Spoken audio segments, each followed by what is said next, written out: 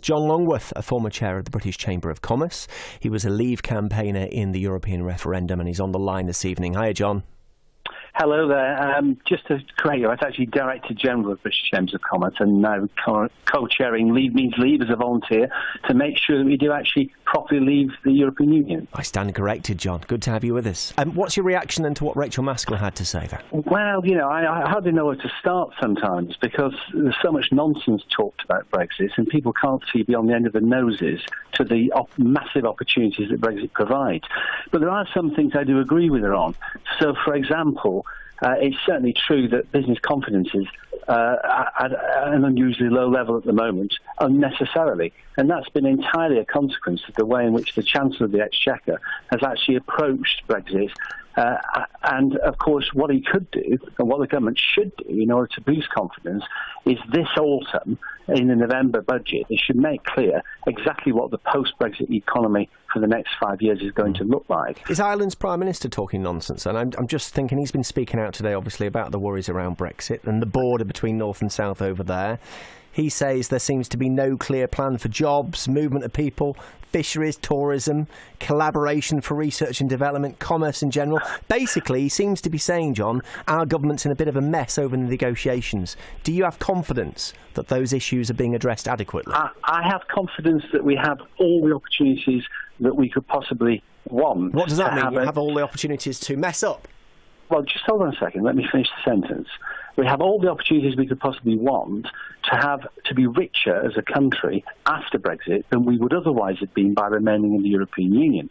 But what the government need to do is to introduce measures that they have entirely in their own hands, entirely independently of the negotiations, but can only be implemented if we leave the EU, and that includes leaving the single market, the customs union, and the jurisdiction of the European Court of Justice. Yeah. But someone would say, quite John... apart from the political issues that are necessary in order to actually fulfil Brexit, the economic opportunities are massive. We have £12 billion net contribution that we pay to the EU, which can be invested in cutting business taxes, in infrastructure such as digital connectivity. We have another £12 billion, which is already contributed to the EU, and they give us back and tell us what to spend it on, including things like university research, for example, which we can better spend. We also have the opportunity of repatriating our agriculture, with the common agriculture costs, and reducing the cost of living for hard-working families by removing the tariffs that the EU forces to apply, and at the same time helping countries in developing areas who at the moment are being ripped off by the European Union. We can repatriate fisheries. We can actually boost the economy by deregulating business and allowing it to flourish. We get so you, John. all of that investment in tax cuts. So there are plenty of opportunities. But some people would say where are the individual objectives for those areas? And aren't you concerned that we don't know what those individual objectives are? The thing I'm concerned about is that, unfortunately, there are diehard Remainers, even in the Cabinet, that includes the Chancellor Philip Hammond, flip-flop Phil, as I call him, because he's changed his mind at least twice on half a dozen issues so far, who are actually determined to make sure that Brexit doesn't succeed. So we can't get a good deal, then, can we? We can't get a good deal. Well, if there's conflict at the highest level of government. We can't if the Chancellor's falling out with half the cabinet, as you suggest. Because he's not responsible for the negotiations, fortunately. And actually, the negotiators for trade, Fox and Davis for Brexit, are forcing through the issues. So it doesn't matter then that the Chancellor's trying to put a spanner in the works. But what we should do, what the Prime Minister should do, is if Philip Hammond doesn't fall in behind these negotiations, she should sack him and find somebody who can. Now, interestingly, of course, you were speaking to a Labour MP. The leadership of the Labour Party have been absolutely crystal clear. Jeremy Corbyn and his Shadow Chancellor have been very clear, and his Trade Secretary, who was a Remainer but has changed his mind, that actually we need to leave the single market in the customs union if we're going to be better off. They've said that. They're very clear on that.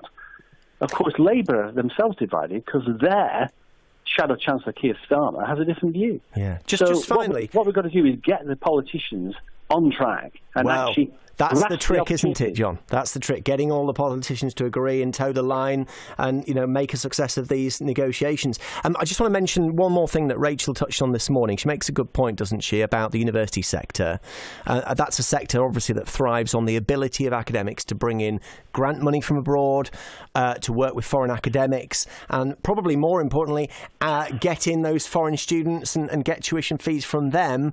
Isn't that going to be harder? Not necessarily at all. In fact, I would say not at all. Most countries in the world actually operate on an international level. The United States, Canada, Australia, New Zealand are not in the single market, not in the European Union, and yet they have academics coming from abroad. There's no reason why we can't do that. We'll have skilled people coming into the country even after Brexit. We can also, of course, seek grants internationally. European grants are open to all countries, not just European countries. And, of course, the money we repatriate that the Europeans currently decide how we spend, we can spend on universities directly.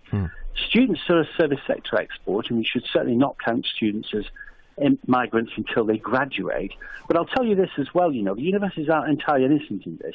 There are some medical schools in the UK taking foreign students in preference to UK students because they actually get twice as much money from the foreign students as UK students. Well, it'll be interesting to see what happens after Brexit. John, we're almost out of time. Just very briefly, do you have confidence in the government that they will get you a good deal? I have confidence that the government will have to get us a good deal because they'll be in a position where they are forced into a situation where, in order for us to be richer than we would otherwise have been, they have to go for the very deal that I'm proposing. All right, John, good to speak to you this evening. Appreciate it. Thank you for joining.